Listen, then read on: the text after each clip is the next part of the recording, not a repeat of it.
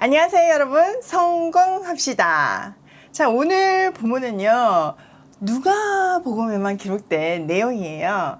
누가는 특별히 사회 소외계층, 여자들, 창녀, 가난한 사람 이런 스토리가 많다고 했잖아요. 오늘 본문도 그런 내용이에요. 오늘 본문을 통해서 우리가 연약하고 낮은 자를 향한 마음이 어때야 되는지를 한번 생각하는 시간이 되면 좋겠어요. 자, 1절. 그때 마침 두어 사람이 와서 빌라도가 어떤 갈릴리 사람들의 피를 그들의 제물에 섞은 일로 예수께 아뢰니 대답하여 이르시되 너희는 이 갈릴리 사람들이 이같이 해 받음으로 다른 모든 갈릴리 사람보다 죄가 더 있는 줄 아느냐. 너희에게 이르노니 아니라 너희도 만일 회개하지 아니하면 다 이와 같이 망하리라. 자, 총독 빌라도가요 갈릴리 사람들을 학살하고 그 피를 희생 제물에 섞은 사건이 있었어요. 그것을 예수님께 보고하니까 예수님이 그 정치적인 문제를 얘기하시는 게 아니라 사람들에게 회개를 촉구했어요. 그리고 그 죽은 사람들이 더 악인이라서 죄를 지어서 죽게 된 거는 아니라고 말씀했어요. 그 당시 사람들은요 종종 자기 삶에 일어난 재난을 과거 죄의 결과로 생각을 했어요. 근데 그게 아니라는 거죠. 회개하지 않으면 누구나 예상치 못한 환난을 당할 수 있음을 말씀하세요. 자, 4절. 또 실로암에서 망대가 무너져 치어 죽은 18사람이 예루살렘에 거한 다른 모든 사람보다 죄가 더 있는 줄 아느냐. 너희에게 이르노니 아니라 너희도 만일 회개하지 아니하면 다 이와 같이 망하리라. 자, 예수님은요 이어서 예루살렘에서 있었던 재난을 설명하세요. 실로암의 망대가 무너져가지고 사람들이 18명이 죽은 사건이 있었는데 그것 또한 그들의 죄가 많아서가 아니라는 거죠. 누구나 갑작스러운 사고를 직면할 수 있다는 거예요. 그런 죽음들을 통해서 생명이 우리 손에 있는 것이 아님을 고백하며 빨리 회개해야 함을 강조하시는 거죠. 6절. 이에 비유로 말씀하시되 한 사람이 포도원에 무화과 나무를 심은 것이 있더니 와서 그 열매를 구하였으나 얻지 못한지라. 포도원 지기에게 이르되 내가 3년을 와서 이 무화과 나무에게 열매를 구하되 얻지 못하니 찍어버리라. 어찌 땅만 버리게 하겠느냐. 대답하여 이르되 주인이여 금년에도 그대로 두소서. 내가 두루 파고 거름을 줄이니 이후에 만일 열매가 열면 좋거니와 그렇지 않으면 찍어버리소서 하였다 하시니라. 이어서 무화과 나무 비유를 하세요. 어떤 사람이 포도원에 무화과 나무를 심었어요. 무화과 나무는 구약에서 이스라엘 백성들을 상징하는 나무였어요. 그런데 아쉽게도 그 나무가 열매를 맺지 못하는 거예요. 열매를 계속 못 맺으니까 포도원 지기에게 그거 파버리라고 얘기해요.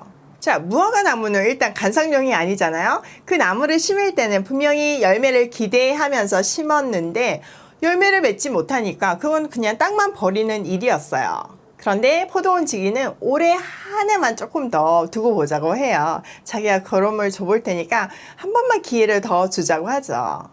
최후의 심판 전에 한정된 은혜의 시간이 주어진 거죠. 우리 인생도 마찬가지예요. 한없이 회개하는 시간이 주어지는 것이 아니라 그 시간은 분명히 한정되어 있고요. 또 심판의 날은 반드시 오지만 그때는 우리는 모르는 거죠. 그러니까 항상 준비되어 있어야 되는 거죠. 뭐 내일부터 믿어야지, 내일부터 열매 맺어야지, 이거 아니라는 거예요. 이 비유를 통해서 미루고 결단하지 않는 삶을 회개하라고 강조하시는 거예요. 자, 다음 스토리는 안식일에 회당에서 일어난 사건이에요. 이것도 누가만 기록하고 있는데요. 한번 볼게요. 10절. 예수께서 안식일에 한 회당에서 가르치실 때에 18배 동안이나 귀신 들려 앓으며 꼬부라져 조금도 펴지 못하는 한 여자가 있더라. 자, 예수님은요 안식일에 회당에서 말씀을 가르치고 계셨어요. 근데 그곳에는 18년 동안 허리를 펼 수 없는 병을 앓고 있는 여인이 있었어요. 이 여인은 종교의 틀에 꽁꽁 묶여가지고 꼼짝달싹 할 수 없는 이스라엘의 영적 상태를 말하고 있어요.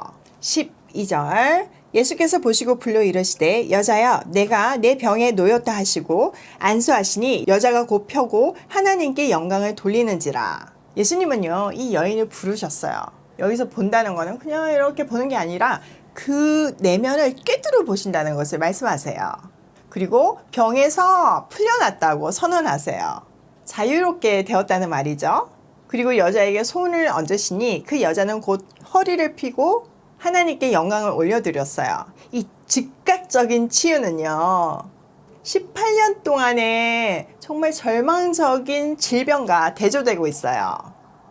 이 예수님의 치유 사역은 그 여인에게 임한 하나님의 은혜를 모두가 보게 함으로 해서 그 은혜를 주신 은혜의 근원이신 하나님을 찬양하게 만드는 사건이죠. 우리가 맨날 얘기하는 우리 일상을 통해서, 우리의 삶을 통해서 하나님께 영광 돌리는 장면이죠. 또 이 예수님의 모습은요, 겉은 화려하지만 정작 그 내용은 없어서 아무것도 할 수 없는, 그들을 통해서는 아무런 역사가 일어나지 않는 종교 지도자들과 대조되고 있어요. 또 여기서 우리가 주목해야 되는 것은 이곳은 해당이었고 안식일에 예배가 아주 경건하게 진행되고 있던 상황이었던 거죠. 그런 중에 18년 동안 허리를 펴지 못하는 고통 속에 있는 한 여인도 있었던 거예요. 그런데 누구도 이 여인을 주목하지 않았어요. 오직 예수님만이 그 고통을 보시고 회복시켜 주신 거죠. 즉 주님이 이 땅에 오신 목적을 보여주시는 거예요. 무너진 백성들의 마음을 재건하고 고통에 갇힌 우리를 자유케 하시기 위해서 이 땅에 오신 거예요. 14절, 회당장이 예수께서 안식일에 병 고치는 것을 분내어 무리에게 이르되 일할 날이 엿새가 있으니 그동안에 와서 고침을 받을 것이요 안식일에는 하지 말 것이라 하거늘.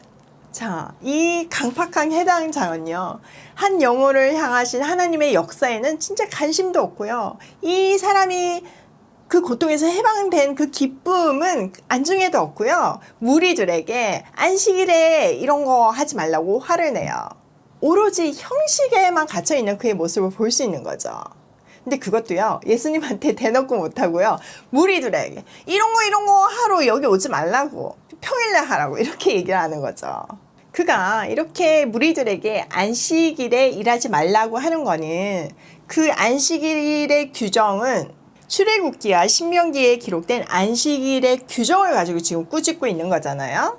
그러니까 이것을 봐서 회당장은요, 사람의 생명보다는 율법 준수가 더 중요하다고 강조하고 있는 거예요. 그건 잘못됐다는 거죠. 생명 살리는 일은.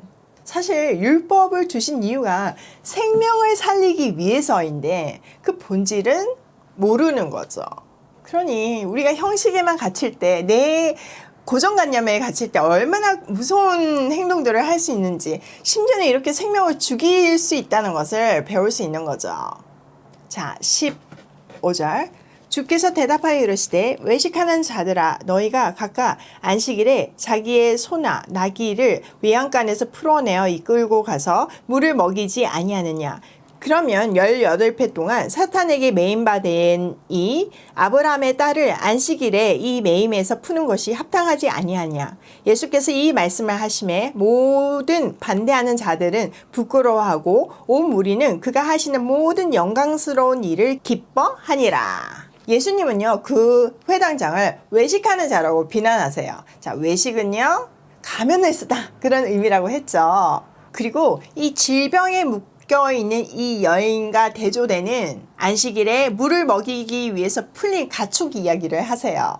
안식일에 가축들의 생명을 유지하기 위해서 물을 먹일 수 있다는 규정을 율법사들이 정한 거거든요. 예수님의 논지는 이거인 거예요. 너희가 짐승을 살리기 위해서도 물을 먹이는데 이 여인이 지금 그 짐승보다 못하냐, 이렇게 강렬하게 비난하시는 거죠.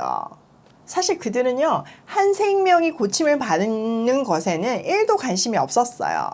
그러니까 지금 화를 내고 있는 거잖아요. 고쳤다고. 사실 예수님은 이 예화를 통해서 그들의 마음의 중심을 꼬집으세요. 사실 그들에게 짐승은요, 재산의 개념이었거든요. 그러니까 안식일에 물을 먹이는 거, 이런 거는 재산 유지를 위해서는 뭔가는 해도 되고, 그보다 더 귀중한 인간의 생명을 위해서는 하면 안 된다. 이거가 말이 안 된다는 거죠. 그들 마음에는 돈밖에 없다, 이렇게 지적하시는 거예요. 사람보다 돈을 중시하는 그들의 마음, 또 거기에 대조돼서 하나님은 사람의 생명을 그 무엇보다 중요하게 여기신다는 것을 강조하고 있는 거예요. 그제서야 그 일을 반대했던 모든 사람들이 부끄러워하였고요. 무리는요, 예수님께서 하신 그 모든 영광스러운 일을 두고 기뻐했어요. 우리는 오늘 본문을 통해서 첫 번째, 한정된 시간 안에 사는 인간에게 회개의 신속성이 얼마나 중요한지를 배울 수 있어요. 두 번째, 생명을 살리는 일이 가장 중요하다는 것도 배웠어요. 우리가 함께 매일매일 말씀을 묵상하고 연구하지만 그 본질을 잊어버리면 안 돼요. 말씀을 묵상하는 이유가 생명을 살리기 위함인 거지. 그 말씀으로 남을 정죄하고 판단하기 위함이 아니에요. 내 욕심을 채우기 위함이 아닌 거죠. 어제 드디어 최종 책 완성본이 나왔어요. 그리고 27일 날 출간된다는 소식을 들었어요. 18일부터는 교보, 영풍 이런 곳에서 예약 판매가 시작된다고 하더라고요. 막상 책이 나온다니까 엄청 떨리는 거예요. 너무 부족한 걸 아니까 부끄럽기도 하고요. 근데 하나님께서 그 책을 쓸 때 누렸던 은혜들을 떠올려 주시더라고요.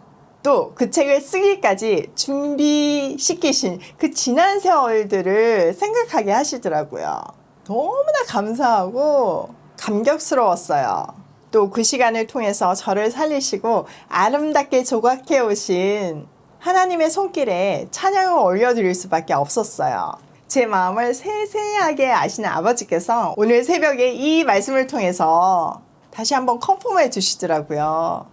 이 책은 생명을 살리기 위한 책이라고요.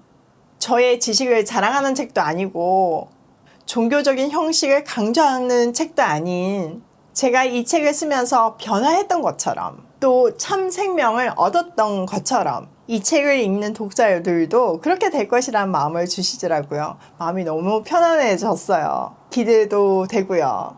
여러분, 제가 마태복음 강의할 때 하나님께서 갑자기 저한테 불쑥 관계 테스트지를 주셨는데 제가 빵점 맞았던 이야기 했었던 거 기억나시죠?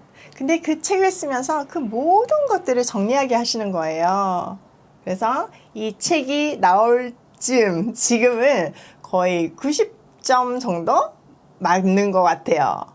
너무 감사하죠. 그 놀라운 변화가 우리 모든 천국 패밀리들에게 일어나기를 소망해요. 오늘도 놀라운 은혜의 감격을 누리며 생명을 살리는 발걸음으로 고고싱해요.